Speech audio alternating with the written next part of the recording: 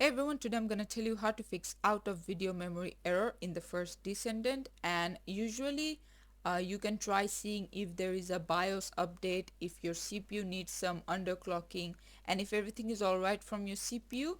But if it's a sudden issue, all you can do is whatever driver you're using, let's say your GPU is GeForce Experience, so head over to drivers. As you can see, it says you have the latest GeForce game driver ready.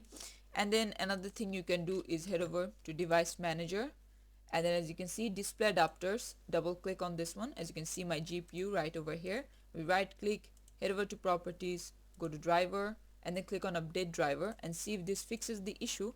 Another thing you can do is just search for the game and then click on run as administrator. A lot of times this can also solve. And yeah, these are all the possible fixes, and hope this helps. Thanks for watching. Please leave a like and subscribe for more tutorials like this, and I'll see you guys in the next one.